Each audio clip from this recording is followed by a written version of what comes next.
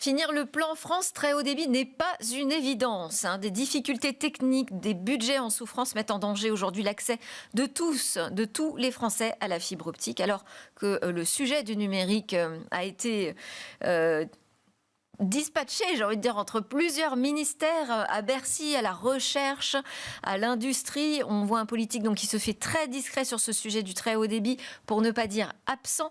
Les collectivités, elles, accumulent les préoccupations, les inquiétudes. Tout le secteur est à la recherche de solutions. Donc on va parler de ce qui fâche, de ce qui bloque et du point de vue de ces collectivités qui portent ce sujet au plus près des utilisateurs dans les territoires. C'est donc la grande interview aujourd'hui de Séverine Reynaud, vice-présidente de l'AVICA. Bonjour Séverine Reynaud. Bonjour. Vice-présidente également du département de la Loire en charge du numérique. Un petit mot sur l'AVICA. L'AVICA, c'est l'organisme qui fédère les collectivités françaises mobilisées justement sur ces questions d'aménagement numérique des territoires. Alors quand je vous ai rencontré à Strasbourg et écouté, alors que vous étiez sur scène pour l'Université de la transition numérique des territoires, il y avait ce grand sujet de préoccupation qui était la complétude de ce plan France très haut débit. Pourquoi, si vous pouvez nous résumer, vous avez évoqué une quarantaine de préoccupations. Qu'est-ce qui vous inquiète ? Alors oui, ça c'est une des principales préoccupations que les collectivités ont, parce que ce plan France très haut débit annonçait la complétude à horizon 2025, c'est-à-dire demain, Oui. Et on n'y est pas. Alors, dans les zones RIP, les réseaux d'initiative publique, c'est-à-dire les zones qui ont été déployées par les collectivités elles-mêmes, la complétude est nettement supérieure aux zones AMI et aux zones très denses, où là, on n'y arrive pas vraiment. Donc, il y a des problématiques parce qu'on commence à parler de solutions intermédiaires qui peuvent être, par exemple, les satellites, la 5G. Sauf que nos concitoyens, on leur a vendu, nous les élus, on leur a vendu quand même une complétude totale En fibre qu'on optique. ne respecte pas vraiment. En fibre optique. Donc ça pose problème parce qu'il y a ce décommissionnement du cuivre qui arrive à grands pas, puisque la fermeture commerciale est prévue pour 2026, c'est-à-dire après-demain, et la fermeture technique est prévue pour 2030. Mais alors, pourquoi aujourd'hui c'est un sujet qui vous préoccupe si finalement on nous dit dans les raccordements, les cas les plus complexes, on va de toute façon trouver des solutions. Il y aura peut-être des alternatives comme le satellite, vous l'avez évoqué. Il y aura un chèque en plus du gouvernement pour aider les foyers qui ne peuvent pas payer finalement les frais d'installation. Pourquoi vous vous dites, mais quand même, il y aura une injustice dans l'accès des Français au très haut débit ? Déjà parce que le cuivre était un service universel. Donc tout le monde avait droit, comme on a droit à l'eau, à l'électricité, on avait droit au télécom. Aujourd'hui, on est en train d'ajouter énormément d'usages. Je pense par exemple dans les usages qui vont être indispensables et vitaux, le maintien à domicile par exemple des personnes âgées. C'est quelque chose qui touche le département où je vis grandement, puisqu'on a un vieillissement de la population qui est supérieur à la moyenne nationale, mais c'est un problème français, c'est pas un problème que de la Loire, ligérien, c'est un problème français. Donc si on amène des usages auprès de ces personnes-là, il faut une connexion qui soit fiable à 100%, et notamment à travers la fibre. Donc après, vous me dites, effectivement, dans les zones, ce qu'on appelle les zones privatives, des gens n'ont pas les moyens de s'équiper, Oui. de tirer le câble de chez eux jusqu'à la voie publique, on va dire, ou n'en ont pas envie parce qu'ils ont une ADSL tout à fait convenable et après tout, ils se disent c'est pas vous qui, c'est vous qui me demandez de changer de technologie, moi c'est pas mon souhait, je vois pas pourquoi je prendrais en charge 1000, 2000, 3000 euros de travaux de génie civil chez moi. Donc ça pose quand même cette question-là. Alors il y a une expérimentation qui a été annoncée par l'État, mais ça, moi j'ai pas entendu que c'était quelque chose qui allait vraiment se mettre en place rapidement et de façon pérenne. Donc il y a quand même cette inquiétude-là. Alors elle demeure, voilà. Pourquoi est-ce que j'entends du côté de la Vica vraiment un appel à faire de ce sujet du très haut débit en France et de la fibre optique pour tous, voilà, un sujet d'engagement politique. Pourquoi est-ce que vous avez besoin du politique dessus alors que c'est au départ quand même un problème technique, un problème de génie civil justement sur des raccordements complexes? Qu'est-ce que vous attendez du politique? Ben, en fait, on attend que l'État respecte ses engagements. Alors, l'État a pris un engagement avec France Très Haut Débit, une complétude 100% en 2025. Bon, on n'y est pas, on peut comprendre hein, qu'on a déployé très vite, puisqu'on est les bons élèves européens sur ce sujet-là. Ceci dit, si l'État n'y va pas, on arrive en fait, si vous voulez, dans les raccordements complexes aujourd'hui, même dans les zones RIP. Hein, on arrive sur les raccordements complexes qui ont déjà une problématique de répartition financière, puisque sur une zone RIP, c'est en moyenne 2 000 € un raccordement complexe. Sur une zone AMI, alors je rappelle, hein, les zones AMI sont déployées par Orange ou SFR selon les endroits, ou les zones très denses, c'est-à-dire les métropoles massivement, les grosses villes, c'est du 400-500 €. Donc l'investissement, donc les collectivités, si l'État n'y va pas, vont être obligées de remettre des financements au bassinet, si je peux me permettre. Puis après, on va nous accuser de creuser la dette publique, donc ce qui n'est pas pour nous plaire. Donc l'État doit prendre ses responsabilités et finaliser ce déploiement, nous aider à finaliser. C'est ce qu'on disait à Strasbourg lorsque vous étiez présente, hein, lors de la table ronde. La filière, à travers Infranum, est prête. La VICA, donc c'est-à-dire l'ensemble des collectivités, hein, que ce soit les syndicats, les régions, les départements, les communes ou les métropoles, on est prêt. Il nous manque en fait l'État qui se saisisse un peu. Et c'est vrai que le signal qui est envoyé au niveau national avec une répartition du numérique dans différents ministères, c'est pas très clair, on ne sait pas trop quel ministère s'occupe de quoi, nous envoie pas un signal très positif. Et il y a des sujets réels à régler.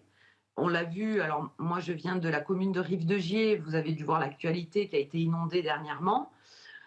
Ben moi, ça m'a quand même pas mal questionné si les réseaux tombent à travers des inondations, des éboulements, etc.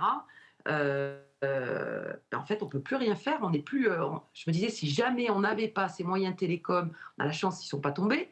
On fait comment? Donc, il y a la résilience aussi qui est super importante. Déployer, c'est bien, mais déployer un réseau qui est sécurisé et qui est relativement pérenne, c'est encore mieux. Donc là aussi, il y a le plan numérique 2030 que l'on pousse et dont avec les fameuses 40 préoccupations, je crois qu'il y en a 43, qui doivent faire l'objet de lois. Alors pas 40 lois, hein, mais des lois qui englobent les problématiques que l'on a déjà soulevées, qu'on a déjà mis sur la table, et on attend de l'État qui s'en saisisse.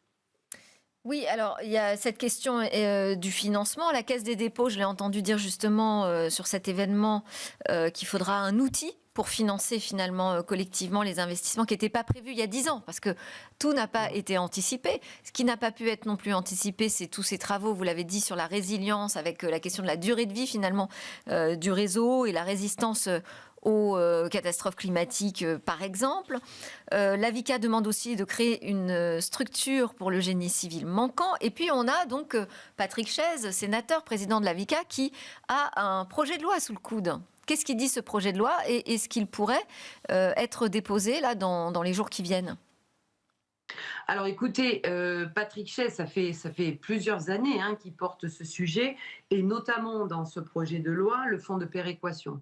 Alors expliquez-nous. Voilà, les différences que l'on trouve entre les zones RIP et les zones AMI et les zones très denses, qui ne sont pas équitables. Et la vraie difficulté, c'est que les collectivités ont engagé énormément d'argent pour déployer sur les zones rurales. Et aujourd'hui, on comprend qu'il était...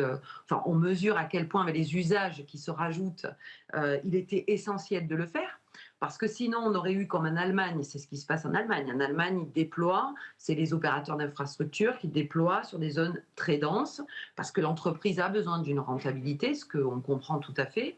Mais par contre, dans les zones rurales, ça n'avance pas très très vite. Nous, Ouais.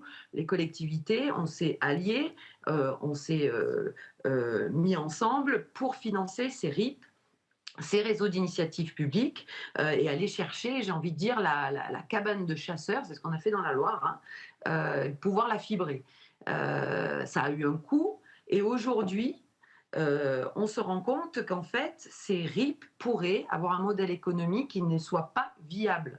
Et c'est tout simplement pas acceptable que des collectivités aient investi de l'argent public aussi massivement et qu'on se retrouve avec des réseaux qui ne soient pas économiquement pérennes. Donc, il faut mettre en place un fonds de péréquation. Et ce fonds de péréquation, ça fait des années qu'on en parle et qu'on n'en voit pas le jour. C'est un peu ce qui s'est fait avec le FACÉ au niveau électrique, et qui permettrait justement assurer la résilience des réseaux, mais aussi d'aller déployer les nouvelles habitations qui pourraient se construire de façon pérenne. Voilà, donc ça fait partie des choses essentielles que l'on a dans ce projet de loi, Et alors, ce projet de qu'on loi, il pourrait est où? avoir dans ce projet Parce de que loi. oui, ça fait longtemps que Patrick Chaise l'a préparé avec vous, avec toutes les équipes, toutes les collectivités, mais il en est où? Eh ben, il en est qu'il a envoyé tous ces points, hein, il y a 43 points qui sont listés, qui peuvent être regroupés d'ailleurs dans des articles de loi, mais il y a une liste exhaustive, on dira, des problématiques. Vous allez y retrouver, par exemple, on n'en a pas parlé sur la table ronde, mais le devenir des poteaux d'orange. Parce qu'une fois qu'on aura enlevé le cuivre, que vont devenir ces poteaux, ou peut-être on a une fibre qui passe? Est-ce que la collectivité va devoir une redevance à Orange qui n'utilise pas? Est-ce on va récupérer les poteaux? Quand on a une problématique d'un poteau qui est défaillant, souvent Orange intervient tardivement. Donc, et le maire, lui, sa responsabilité, c'est la mise en sécurité de ses concitoyens. Donc, vous voyez, il y a quand même pas mal de petites questions qui ont l'air anodines, mais qui sont essentielles en fait pour les collectivités, qui ne sont pas réglées. Et donc Patrick Chaise, en septembre, quand le gouvernement s'est constitué, ont envoyé donc avec la VICA cette liste. Donc après, je ne sais pas, à l'heure où on se parle, si cette liste, elle a été, on a obtenu un retour, pas à ma connaissance encore. Mais en tout cas, Patrick Chaise, on peut compter sur lui pour porter ces sujets et les pousser, hein. Alors, le projet de loi de finances 2025 vous inquiète aussi? Bon, je ne connais pas, ça dit, un secteur qui ne soit pas contrarié par ce que contient ce plan, mais bon, on nous dit qu'il faut faire un effort collectif. Qu'est-ce qui vous préoccupe, vous, dans ce projet de loi de finances? Qu'on ne réalise pas qu'on est sur un réseau aujourd'hui qui est essentiel. Et quand je dis essentiel, je parlais des événements climatiques, mais on peut revenir sur les Jeux Olympiques. Qu'est-ce qui s'est passé au niveau des Jeux Olympiques quand le sabotage, il a été fait sur quoi?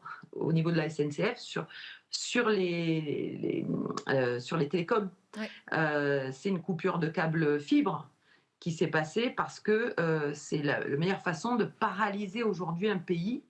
C'est celui-là.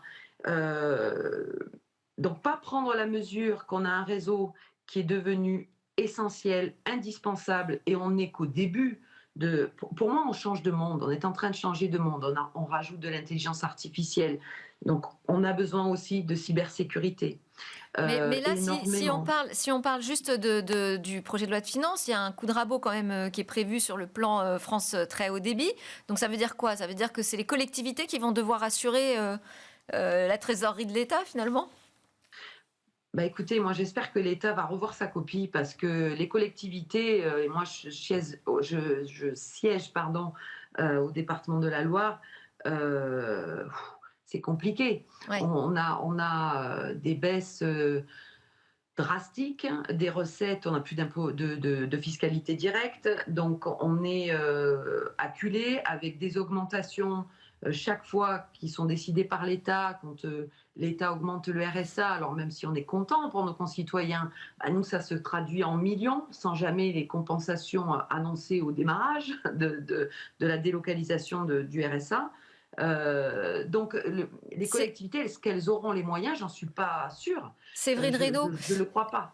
J'ai bien compris votre point. Je voulais qu'on termine très rapidement pour le coup avec des questions courtes et des réponses courtes si vous pouvez, avec l'interview express.